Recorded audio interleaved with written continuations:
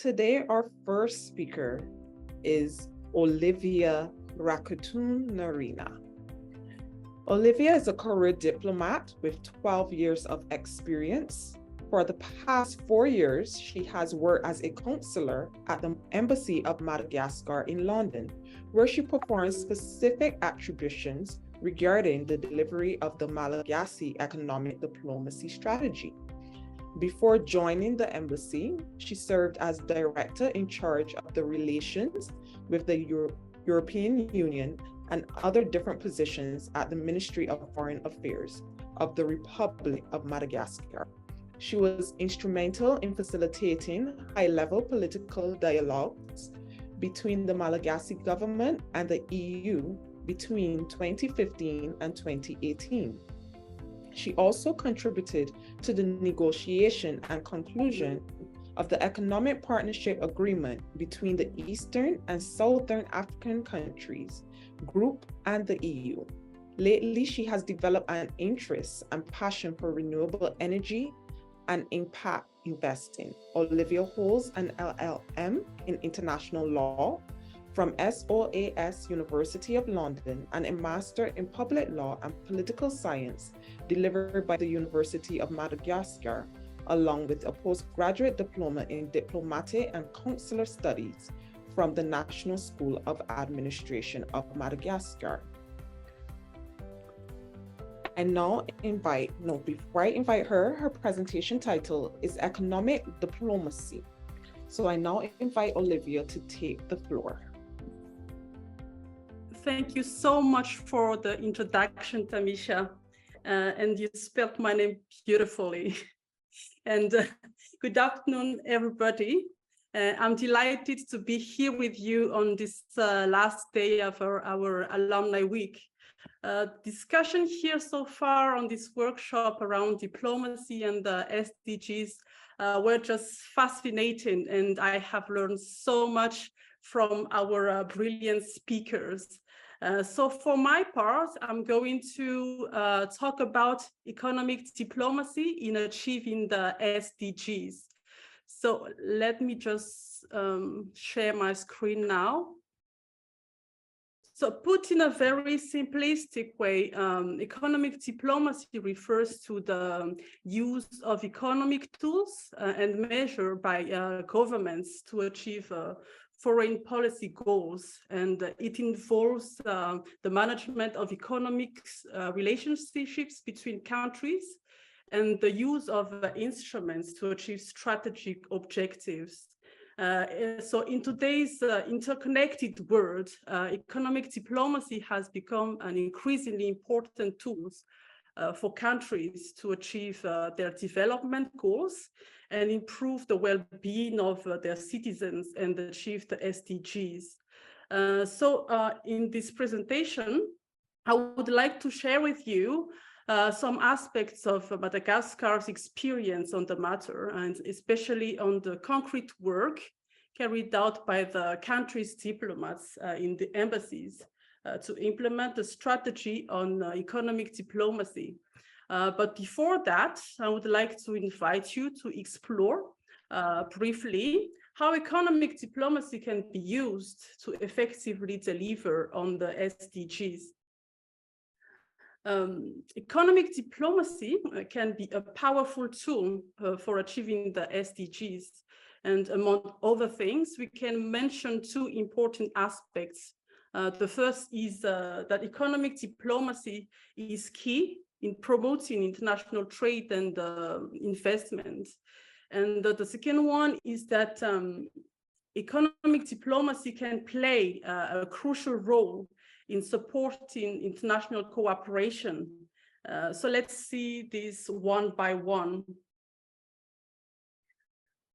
So first and foremost, economic diplomacy can be used to promote international trade and investment. And this can be done by negotiating, for example, and signing international trade or investment agreements with other countries to open up new markets, reduce trade barriers, and create a more level playing field for businesses. And this can obviously increase economic growth, create jobs, and reduce poverty, which are all critical components of the SDGs. Apart from that, attracting foreign investments can also help to finance sustainable development projects and provide access to new technology, which can contribute also to the achievement of the SDGs.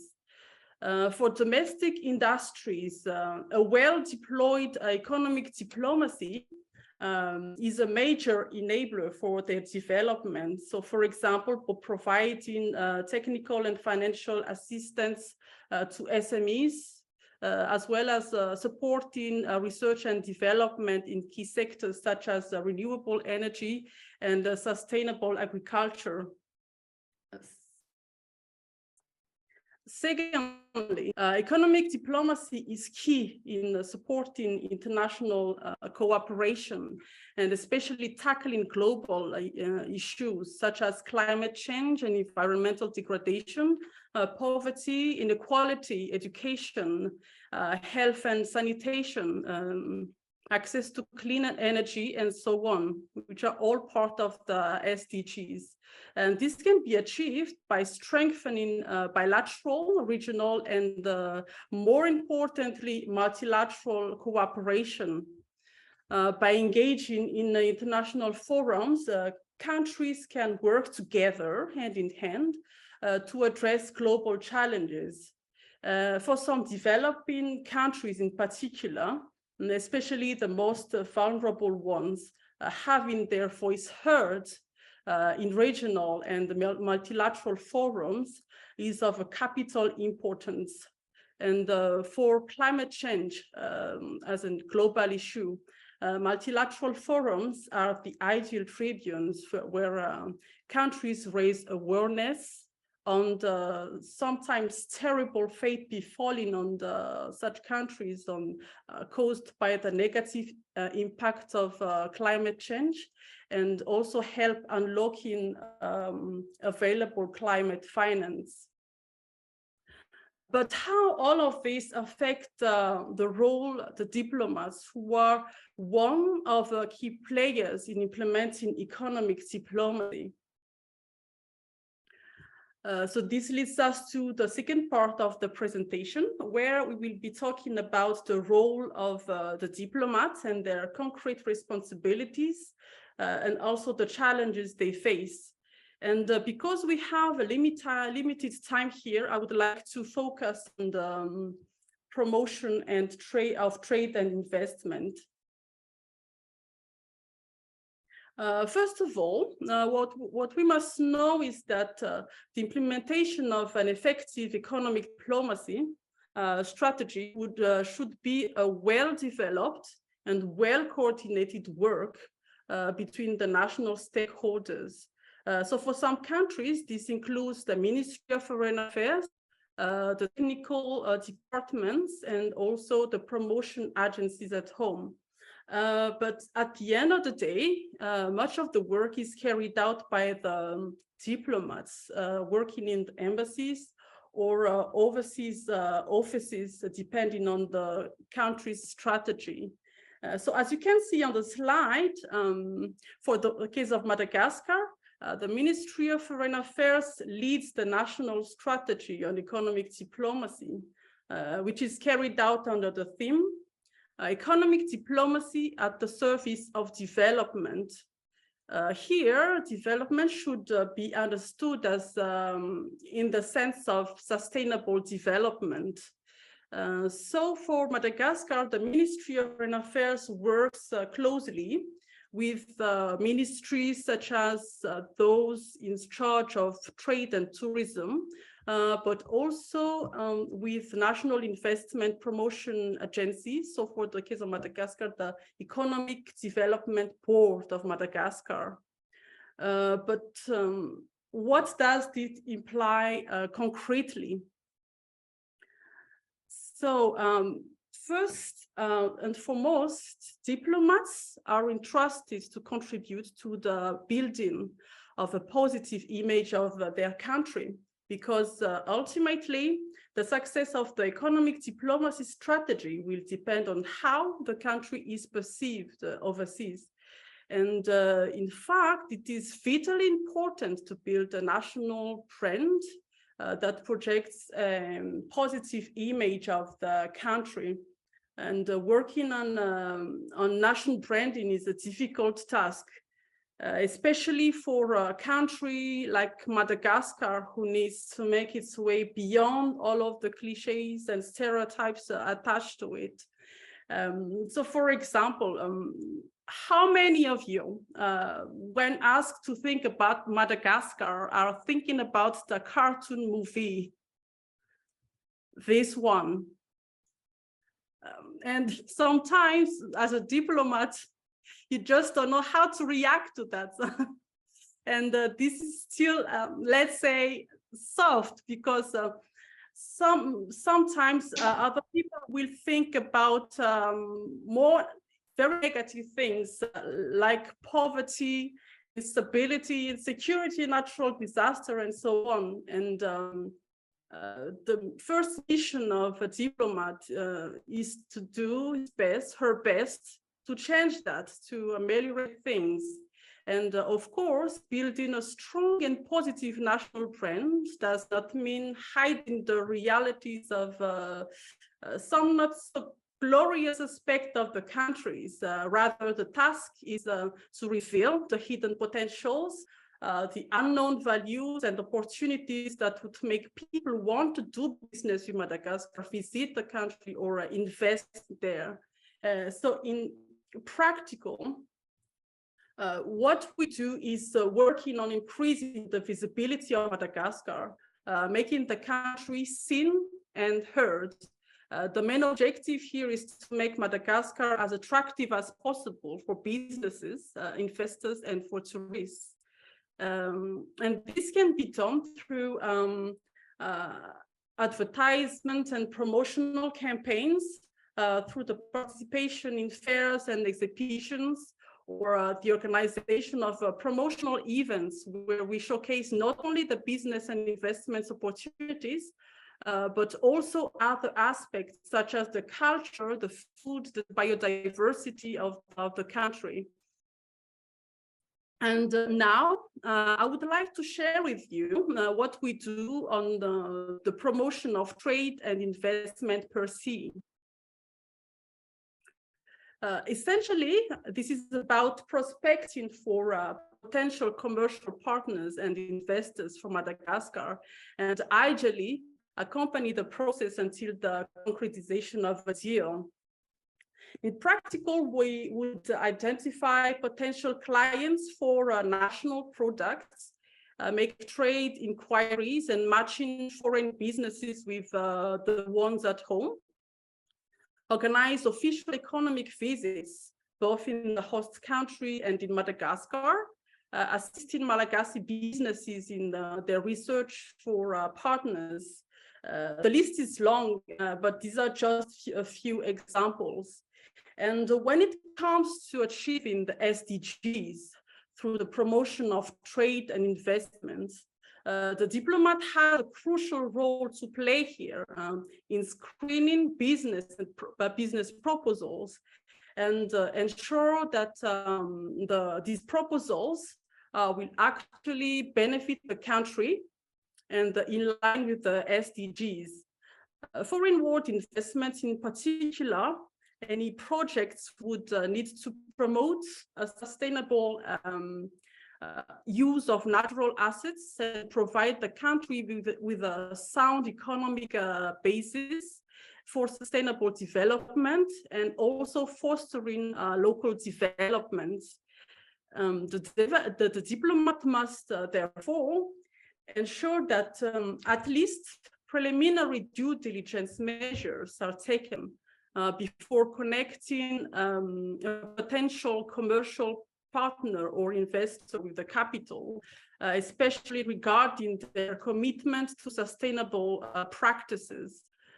This can include conducting background checks, checking their regulatory compliance, looking into their missions and values, checking their measurements and the reports and so on. Sometimes the task can be extremely overwhelming, especially because of the difficulties and challenges attached to the job. And in relation to this, and before concluding, I would like to share with you some challenges that we face when carrying out the economic aspects of our duties. Here, I'd like to address specifically to CHIA and the ICPD team because the center's courses might help alleviate some of the challenges. The first obstacles diplomats face is related to resources. They may face constraints in terms of time, staff, and budget. And this can limit the ability to cover all aspects of economic diplomacy and response to every opportunity or challenge. And here in the UK, for example, we all know that it is extremely challenging and expensive, for example, to organize the simplest events. Therefore, you need to be really creative if you want to change things and to do something. And apart from that, the lack of staff is, of course, a perpetual issue. And while some countries can afford to affect the whole team to deal with the implementation of their economic diplomacy, some countries only have one representatives are their embassy, like ours. And this leads us to the second difficulty, which is the issue of competing priorities. In fact, especially in small embassies, diplomats are sometimes entrusted with diverse attribution. And so they always have to balance between the economic aspects of the job and other aspects which are also very time consuming, such as the consular affairs and administrative tasks. The third challenge is, of course, the complexity of the global economy. The global economy is so complex and constantly evolving, and diplomats must stay up to date with the latest developments, trends, and policies in different countries and sectors. And this can be a very daunting task, especially for diplomats who may not have a background in economics and finance. And finally, there are the cultural language barriers. Diplomats working in economic diplomacy may need to navigate cultural and language barriers, which can affect the ability to communicate effectively and build trust with the foreign counterparts. And I personally experienced that in the UK, coming from a French-speaking African country, where not only the language was a problem, but also the cultural shock.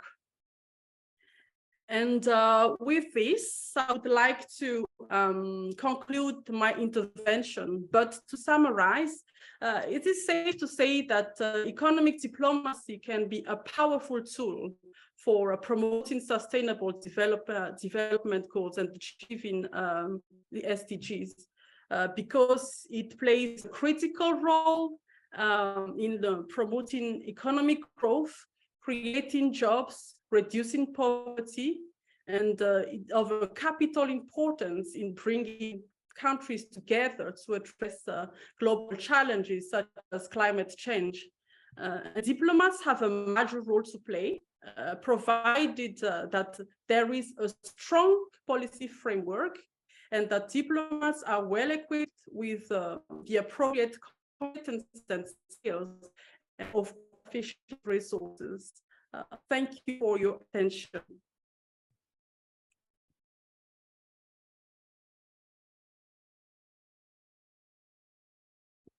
All right.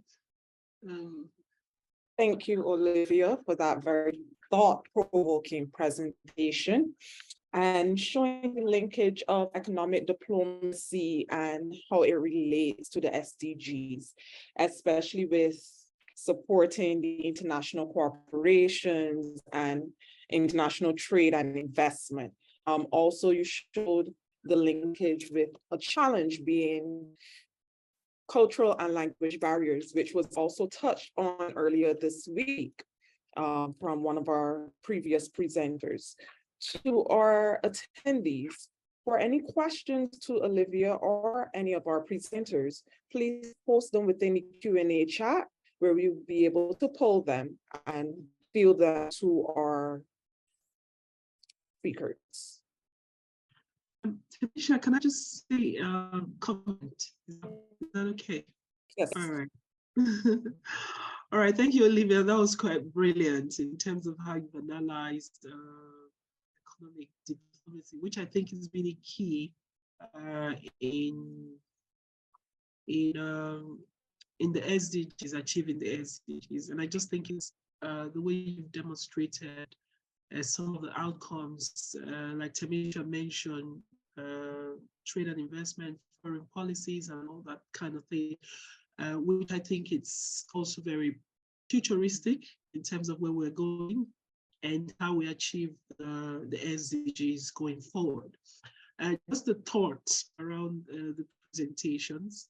I know you've mentioned, in terms of learning and development, the International Center can actually begin to look at ways we can help to resolve or solve some of the challenges when it comes to resources and things like that. And I just think, yes, you've mentioned the right thing.